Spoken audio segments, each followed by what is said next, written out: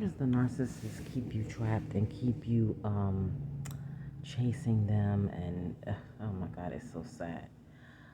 One thing they're gonna do is always triangulate you.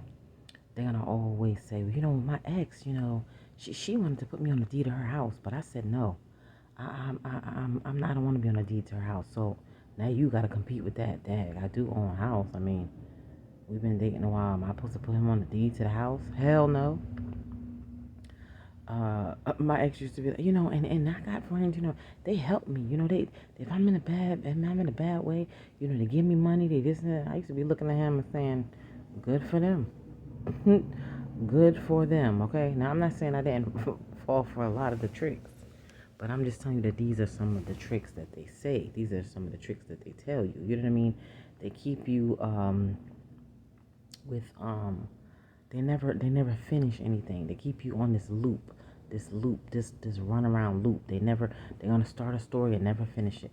When I was 2 years old, I was working at a steel mill plant, and I was the only baby there lifting 50 pounds. What? Well, where was your parents at? Where was your? My parents was. Oh, hold on. Somebody's calling me. All right. An hour later, you'll be. Well, I mean, what was? Listen, let's talk about it later. Let's talk about it. Never finish the story. So you like, damn. I wonder where the parents was. You know what I'm saying? The next day they'll have a whole nother story. And we used to pick bananas off the tree and and sell them on the street. I mean, we were poor. We didn't. So here you are. Oh my God, I gotta try to give this guy the best life he can have because he's had a hard time. Then later on, you come back to him. Now you said you was allergic to bananas, so y'all was selling it, but did you eat the bananas? Listen, let's talk about it later. They're never gonna finish a story. I wish that I didn't learn all this by experience, but they're never gonna finish a story. It's always gonna keep you on a loop. You're always gonna be wondering. You always want that next thing. You're always trying, and they know that. They can see it in your eyes that they have you on a cliffhanger. That's the word. They always have you on a cliffhanger. They're going to tell you a little bit about their parents, but nothing else. A little bit about their siblings, nothing else. A little bit about their past, nothing else. Their ex, oh my God, they're going to tell you what color drawers she wore, where she lived, who she worked. The ex, they're going to tell you everything about because they're going to slander and slander and slander. But anything that's really, really connected to them, no. They're not going to tell you anything. But if it's somebody they're trying to make it seem like this person did me wrong, oh, they're going to tell you everything. And they did this and they did that. And you won't get them to shut up. But if you ask them something personal, now you said that your mom was a waitress and, so I don't want to talk about that. I don't really want to. What? You said you owned a house back in, where, I'm not, when you have to, and it takes you a long time, a long time, because they're excellent at it, to realize that, because they're talking all the time. They're talkers. Talk. I mean, they'll talk you under the bed, and they never shut up. So, if you have a minute to yourself, which they don't want you to ever have, because they want you on this loop, you'll realize, like, my God, they talking so much about this ex. If I ever became the ex, they would say all these things about me. They're slandering the ex so bad. They're gonna do that to me if we ever broke up. But you're not thinking like that. You know? It's just nothing ever makes sense. Not You have to understand that we're making narcissism trendy right now. Everybody's talking about narcissism. But at the end of the day, it's a mental disorder.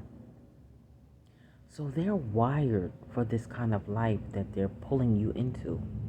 And at the end of it, they're going to survive and move on to their 50th victim. It's you that's caught up in this loop, and it may take you 10 years, 20 years, 30 years to unravel it all because it's all lies and try to find out what was real. And meanwhile, nothing was real. But it's going to take you a long. So that's why people such as myself and all these other people on these platforms are making these videos so that if you see the red flags, the 1, 2, 3 red flags, just run. Don't be that person in the scary movie that just goes a little further into the basement. You know what I mean? a little bit further. They want to look in the box. They want to go in the attic. They want to really see if there's a ghost there. They really want to make sure that that's not such a good idea. Because that's exactly what the narcissist is doing. They're luring you and luring you and luring you into a fantasy that's built just for you. And it's not real. This is why they talk to you so much. That's why they ask you so many questions. What do you like? What do you not like? What did your ex do? What did your ex not do? What did your parents do? What did your parents not do? And you're like, oh, wow. I finally found somebody who, understands me, who's going to listen to me, who's going to, no, they're not, no. They're listening to you because they're going to create this fantasy world and give you everything that you're saying that you never got. And they're going to buy it with your money and create this world for you that you can live in, but you're going to pay him or her eventually to keep you in. Let me say that again. They're going to create this fantasy in this world that you're going to live in, that you had already, that you wanted to live in. They're going to create it for you in your world with your money. You're going to pay them to create this fantasy world that you're going to live in. And before you know it, you're broke, busted, disgusted, and you wake up from this bubble and it's not real. And guess where they are? Gone and off to the next victim. God bless.